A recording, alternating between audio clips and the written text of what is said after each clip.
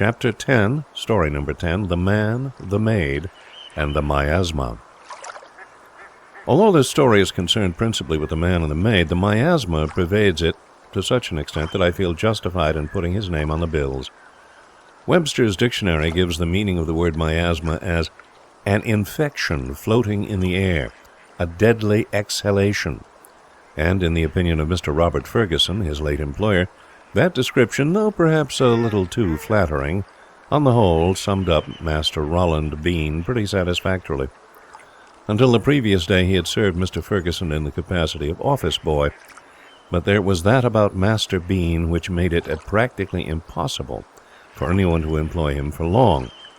A syndicate of Galahad, Parsifal, and Marcus Aurelius might have done it, but to an ordinary erring man, conscious of things done which should not have been done, and other things equally numerous left undone, he was just too oppressive. One conscience is enough for any man. The employer of Master Bean had to cringe before two. Nobody can last long against an office boy whose eyes shine with quiet, respectful reproof through gold-rimmed spectacles, whose manner is that of a middle-aged saint, and who obviously knows all the plod and punctuality books by heart, and orders his life by their precepts. Master Bean was a walking edition of Stepping Stones to Success, Millionaires Who Have Never Smoked, and Young Man, Get Up Early. Galahad, Parsifal, and Marcus Aurelius, as I say, might have remained tranquil in his presence, but Robert Ferguson found the contract too large. After 1 month he had braced himself up and sacked the punctual plodder. Yet now he was sitting in his office long after the last clerk had left, long after the hour at which he himself was wont to leave, his mind full of his late employee. Was this remorse? Was he longing for the touch of the vanished hand, the gleam of the departed spectacles? He was not. His mind was full of Master Bean, because Master Bean was waiting for him in the outer office, and he lingered on at his desk after the day's work was done for the same reason. Word had been brought to him earlier in the evening that Master Roland Bean would like to see him. The answer to that was easy. Tell him I'm busy. Master Bean's admirably dignified reply was that he understood how great was the pressure of Mr. Ferguson's work, and that he would wait till he was at liberty. Liberty? Talk of the liberty of the treed possum, but do not use the word in connection with a man bottled up in his office with Roland Bean guarding the only exit. Mr. Ferguson kicked the waste-paper basket savagely. The unfairness of the thing hurt him.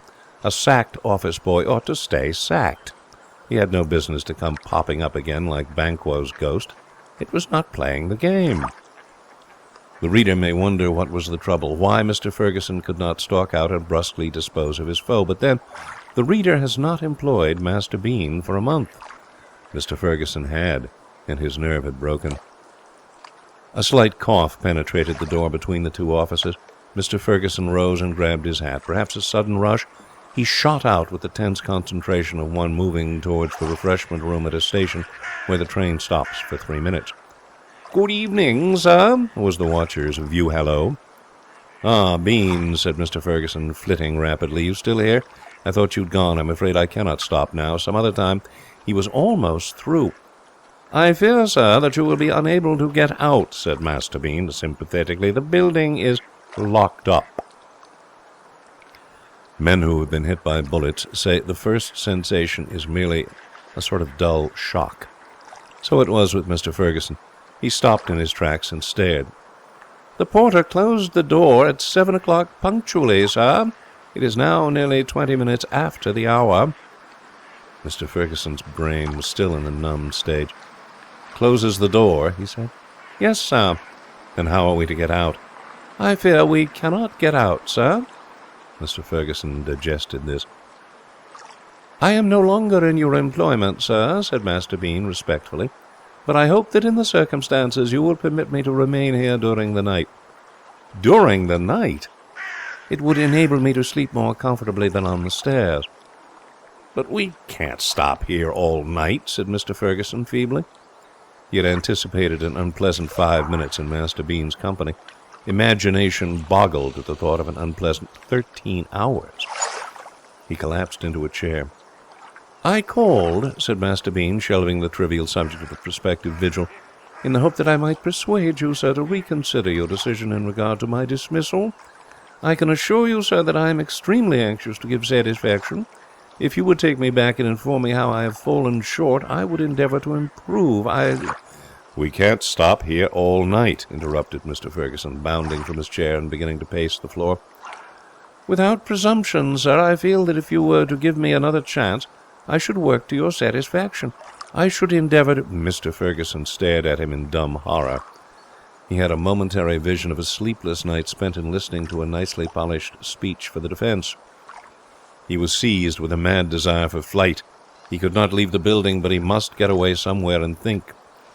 He dashed from the room and raced up the dark stairs, and as he arrived at the next floor, his eye was caught by a thin pencil of light which proceeded from a door on the left. No shipwrecked mariner on a desert island could have welcomed the appearance of a sail with greater enthusiasm. He bounded at the door. He knew to whom the room belonged. It was the office of one Blaithwaite, and Blaithwaite was not only an acquaintance but a sportsman. Quite possibly there might be a pack of cards on Blaithwaite's person to help pass the long hours, and if not, at least he would be company and his office a refuge. He flung open the door without going through the formality of knocking. Etiquette is not for the marooned. "I say, Blaithwaite," he began, and stopped abruptly. The only occupant of the room was a girl. "I beg your pardon," he said. I thought that they were—" He stopped again. His eyes, dazzled with the light, had not seen clearly. They did so now. "You!" he cried. The girl looked at him, first with surprise, then with a cool hostility. There was a long pause. 18 months had passed since they had parted, and conversation does not flow easily after 18 months of silence, especially if the nature of the parting has been bitter and stormy. Ferguson was the first to speak. "What are you doing here?" he said. "I thought my doings had ceased to interest you," she said. "I am Mr. Blaithwaite's secretary. I have been here a fortnight. I've wondered if we should meet. I used to see you sometimes in the street." "I never saw you." "No?" she said indifferently. He ran his hand through his hair in a dazed way. "Do you know that we're locked in?" he said. He had expected wild surprise and dismay. She merely clicked her tongue in an annoyed manner. "Again?" she said. "What a nuisance. I was locked in only a week ago." He looked at her with unwilling respect, the respect of the novice for the veteran. She was nothing to him now, of course. She had passed out of his life, but he could not help remembering that long ago, 18 months ago, what he admired most in her had been this same spirit, this game refusal to be disturbed by fate's blows. It braced him up. He sat down and looked curiously at her. "So you left the stage?" he said. "I thought we agreed when we parted not to speak to one another," said she coldly. "Oh, did we? I thought it was only to meet as strangers." "It's the same thing." "Is it? I often talk to strangers." "What a bore they must think you," she said, hiding 1/8 of a yawn with the tips of 2 fingers. "I suppose," she went on, with faint interest, "you talk to them in trains when they're trying to read their paper?" "I don't force my conversation on anyone." "Don't you?" she said, raising her eyebrows in sweet surprise. "Only your company, is that it?" "Are you alluding to the present occasion?" "Well, you have an office of your own in this building, I believe." "I have." "Then why—" "I am at perfect liberty," he said with dignity, "to sit in my friend Blaithwaite's office if I choose. I wish to see Mr. Blaithwaite." "On business?" He proved that she had established no corner in raised eyebrows. "I fear," he said, "that I cannot discuss my affairs with Mr. Blaithwaite's employees. I must see him personally." "Mr. Blaithwaite is not here." "I will wait." "He will not be here for 13 hours." "I'll wait." "Very well," she burst out. "You have brought it on yourself. You've only yourself to blame. If you'd been good and had gone back to your office, I would have brought you down some cake and cocoa." "Cake and cocoa," said he superciliously. "Yes, cake and cocoa," she snapped. "It's all very well for you to turn up your nose at them now, but wait. You've 13 hours of this in front of you. I know what it is. Last time I had to spend the night here, I couldn't get to sleep for hours. When I did, I dreamed that I was chasing chocolate eclairs round and round Trafalgar Square, and I never caught them either. Long before the night was finished, I would have given anything for even a dry biscuit. I made up my mind I'd always keep something here in case I ever got locked in again. Yes, smile. You'd better while you can. He was smiling, but wanly. Nobody but a professional fasting man could have looked unmoved into the inferno she had pictured. But then he rallied. Cake, he said scornfully. She nodded grimly. Cocoa? Again that nod, ineffably sinister. I'm afraid I don't care for either, he said. If you will excuse me, she said indifferently, I have a little work that I must finish. She turned to her desk, leaving him to his thoughts. They were not exhilarating. He'd maintained a brave front, but inwardly he quailed. Reared in the country, he had developed at an early age a fine, healthy appetite. Once, soon after his arrival in London, he had allowed a dangerous fanatic to persuade him that the secret of health was to go without breakfast. His lunch that day had cost him 8 shillings, and only decent shame had kept the figure as low as that. He knew perfectly well that long ere the dawn of day his whole soul would be crying out for cake, squealing frantically for cocoa. Would it not be better to... No, 1,000 times no, death, but not surrender. His self-respect was at stake. Looking back, he saw that his entire relations with this girl had been a series of battles of will. So far, though he had certainly not won, he had not been defeated. He must not be defeated now. He crossed his legs and sang a gay air under his breath. If you wouldn't mind, said the girl, looking up. I beg your pardon. Your groaning interrupts my work. I was not groaning, I was singing. Oh, terribly sorry. Not at all. 8 bars rest. Mr. Ferguson, deprived of the solace of song, filled in the time by gazing at the toiler's back hair. It set in motion a train of thought, an express train bound for the land of yesterday. It recalled days in the woods, evenings on the lawn. It recalled sunshine, storm, plenty of storm, minor tempests that burst from a clear sky, apparently without cause, and the great final tornado. There had been cause enough for that.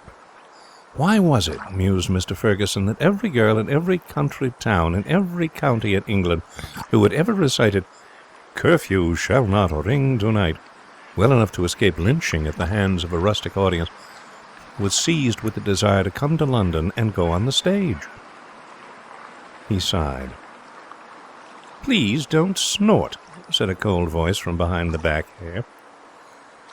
And there was a train wreck in the land of yesterday. Mr. Ferguson, the only survivor, limped back into the present. The present had little charm, but at least it was better than the cakeless future. He fixed his thoughts on it. He wondered how Master Bean was passing the time, probably doing deep breathing exercises, or reading a pocket Aristotle. The girl pushed back her chair and rose. She went to a small cupboard in the corner of the room, and from it produced in installments all that goes to make cake and cocoa. She did not speak. Presently, filling space, there sprang into being an odour, and as it reached him, Mr. Ferguson stiffened in his chair, bracing himself as for a fight to the death. It was more than an odour. It was the soul of the cocoa singing to him. His fingers gripped the arms of the chair. This was the test. The girl separated a section of cake from the parent body. She caught his eye. "You'd better go," she said. "If you go now, it's just possible that I may... Oh, but I forgot. You don't like cocoa." "No," said he resolutely, "I don't." She seemed now in the mood for conversation. "I wonder why you came up here at all," she said. "Well, there's no reason why you shouldn't know. I came up here because my late office boy is downstairs." "Well, why should that send you up?" "You've never met him, or you wouldn't ask. Have you ever had to face someone who is simply incarnate saintliness and disapproval, who... Are you forgetting that I was engaged to you for several weeks?" He was too startled to be hurt. The idea of himself as a Ronald Bean was too new to be assimilated immediately. It called for mediation. "Was I like that?" he said at last, almost humbly. "Oh, you know you were. Oh, I'm not thinking only about your views on the stage. It was everything. Whatever I did, you were there to disapprove, like an aunt," she concluded triumphantly. "You were too good for everything. If only you would just once have done something wrong, I think I'd have... But you couldn't. You're simply perfect. A man will remain cool and composed under many charges. Hint that his tastes are criminal, and he will shrug his shoulders. But accuse him of goodness, and you rouse the lion.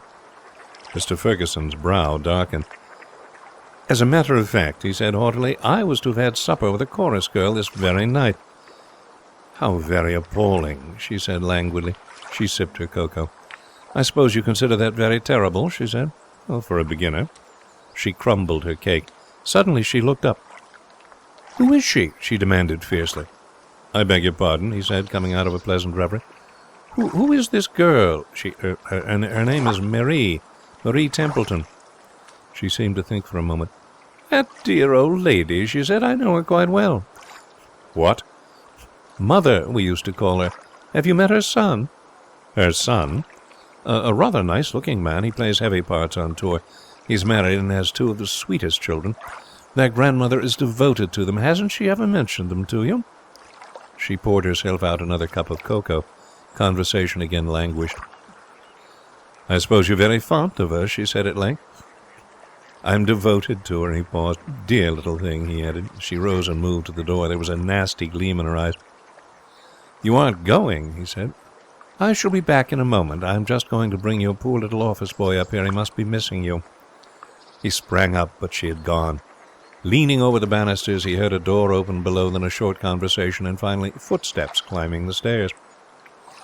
It was pitch dark on the landing. He stepped aside, and they passed without seeing him. Master Bean was discoursing easily on cocoa, the processes whereby it was manufactured, and the remarkable distances which natives of Mexico had covered with it as their only food. The door opened, flooding the landing with light, and Mr. Ferguson, stepping from ambush, began to descend the chairs. The girl came to the banisters. Mr. Ferguson, he stopped. Did you want me? He asked. Are you going back to your office? I am. I hope you'll enjoy Bean's society. He has a fund of useful information on all subjects. He went on.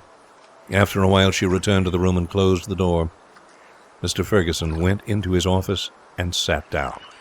There was once a person of the name of Simeon Stylites, who took up a position on top of a pillar and stayed there, having no other engagements, for 30 years. Mr. Ferguson, who had read Tennyson's poem on the subject, had until tonight looked upon this as a pretty good thing. Reading the lines, thrice 10 years, thrice multiplied by superhuman pangs, in hunger and in thirsts, fevers and colds, in coughs, aches, stitches, ulcerous throes, and cramps, patient on this tall pillar I have borne, rain, wind, frost, heat, hail, damp, and sleet, and snow. He had gathered roughly, as it were, that Simeon had not been comfortable. Mr. Ferguson had pitied him. But now, sitting in his office chair, he began to wonder what the man had made such a fuss about. He suspected him of having had a touch of the white feather in him. It was not as if he had not had food. He talked about hungers and thirsts, but he must have had something to eat, or he could not have stayed the course. Very likely, if the truth were known, there was somebody below who passed him up regularly supplies of cake and cocoa. He began to look on Simeon as an overrated amateur. Sleep refused to come to him. It got as far as his feet, but no farther. He rose and stamped to restore the circulation. It was at this point that he definitely condemned Simeon Stylites as a sybaritic fraud. If this were one of those realistic Zola-esque stories, I would describe the crick in the back but let us hurry on. It was some 6 hours later, he had no watch, but the numbers of aches, stitches, not to mention cramps, that he had experienced could not possibly have been condensed into a shorter period, that this manly spirit snapped. Let us not judge him too harshly. The girl upstairs had broken his heart, ruined his life, and practically compared him to Roland Bean, and his pride should have built up an impassable wall between them, but she had cake and cocoa. In similar circumstances, King Arthur would have grovelled before Guinevere. He rushed to the door and tore it open. There was a startled exclamation from the darkness outside. "I hope I didn't disturb you," said a meek voice. Mr. Ferguson did not answer. His twitching nostrils were drinking in a familiar aroma. "Were you asleep? May I come in? I've brought you some cake and cocoa." He took the rich gifts from her in silence. There are moments in a man's life too sacred for words. The wonder of the thing that struck him dumb. An instant before, and he had had but a desperate hope of winning these priceless things from her at the cost of all his dignity and self-respect. He had been prepared to secure them through a shower of biting taunts, a blizzard of razor-like "I told you so's." Yet here he was, draining the cup and still able to hold his head up, look the world in the face and call himself a man. His keen eye detected a crumb on his coat sleeve. This retrieved and consumed, he turned to her, seeking explanation. She was changed. The battle gleam had faded from her eyes. She seemed scared and subdued. Her manner was of one craving comfort and protection. "That awful boy," she breathed. "Bean?" said Mr. Ferguson, picking a crumb off the carpet. "He's frightful." "Oh, I thought you might get a little tired of him. What has he been doing?" "Talking. I feel battered. He's like one of those awful encyclopedias that give you a sort of dull, leaden feeling in your head directly you open them. Quiet. Do you know how many tons of water go over Niagara Falls every year?" "No." "He does." "I told you he had a fund of useful information. The Purpose and Tenacity books insist on it. That's how you catch your employer's eye. One morning the boss suddenly wants to know how many horsehair sofas there are in Brixton, the number of pins that would reach from London Bridge to Waterloo. You tell him, and he takes you into the partnership. Later you become a millionaire." "Ah, but I haven't thanked you for the cocoa. It was fine." He waited for the retort, but it did not come. A pleased wonderment filled him. Could these things really be thus? "And it isn't only what he says," she went on. "I know what you mean about him now. It's his accusing manner." "I've tried to analyze that manner. I believe it's the spectacles. It's frightful when he looks at you. You think of all the wrong things you've ever done or ever wanted to do." "Oh, does he have that effect on you?" he said excitedly. "Why, that's exactly describing what I feel." The affinities looked at one another. She was the first to speak. "We always did think alike on most things, didn't we?" she said. "Of course we did." He shifted his chair forward. It was all my fault," he said. "I mean, what happened." It wasn't. "Yes, it was. I want to tell you something. I don't know if it will make any difference now, but I should like you to know it. It's this. I've altered a good deal since I came to London. For the better, I think. I'm a pretty poor sort of specimen still, but at least I don't imagine I can measure life with a foot rule. I don't judge the world any longer by the standards of a country town. London has knocked some of the corners off me. I don't think you'd find me the Bean type any longer. I don't disapprove of other people much now, not as a habit. I find I have enough to do keeping myself up to the mark." "I want to tell you something, too," she said. "I expect it's too late, but never mind. I want you to hear it. I've altered, too, since I came to London. I used to think the universe had been invented just to look on and wave its hat while I did great things. London has put a large piece of cold ice against my head, and the swelling has gone down. I'm not the girl with ambitions any longer. I just want to keep employed, and not have too bad a time when the day's work is over." He came across to where she sat. "We said we would meet as strangers, and we do. We never have known each other. Don't you think we'd better get better acquainted?" he said. There was a respectful tap at the door. "Come in," snapped Mr. Ferguson. "Well?" Behind the gold-rimmed spectacles of Master Bean there shone a softer look than usual, a look rather complacent than disapproving. "I must apologize, sir, for intruding upon you. I am no longer in your employment, but I do hope that in the circumstances you will forgive my entering your private office. Thinking over our situation just now, an idea came to me by means of which I fancy we might be enabled to leave the building." "What?" "It occurred to me, sir, that by telephoning to the nearest police station—" "Good heavens!" cried Mr. Ferguson. 2 minutes later he replaced the receiver. "It's all right," he said. "I've made them understand the trouble. They're bringing a ladder. I wonder what the time is. It must be about 4 in the morning." Master Bean produced a Waterbury watch. "The time, sir, is almost exactly 10:30. "10:30? We must have been here longer than 3 hours. Your watch is wrong." "No, sir. I'm very careful to keep it exactly right. I do not wish to run any risk of being unpunctual." 10:30, cried Mr. Ferguson. Why, we're in heaps of time to look in at the Savoy for supper. This is great. I'll phone them to keep a table. Supper? I thought... She stopped. What's that? Thought what? Hadn't you an engagement for supper? He stared at her. Whatever gave you that idea? Of course not. I thought you said you were taking a Miss Templeton. Oh, Miss Templeton. Oh, his face cleared. Well, there isn't such a person. I invented her. I had to when you accused me of being like our friend the Miasma. Legitimate self-defense. I do not wish to interrupt you, sir, when you are busy, said Master Bean, but... Come and see me tomorrow morning, said Mr. Ferguson. Bob, said the girl, as the first threatening mutters from the orchestra heralded an imminent store of melody.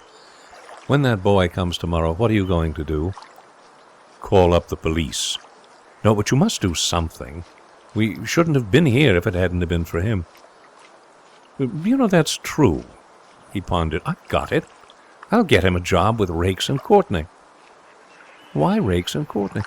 Because I have a pull with them, but principally, said Mr. Ferguson, with a devilish grin, because they live in Edinburgh, which, as you are doubtless aware, is a long, long way from London.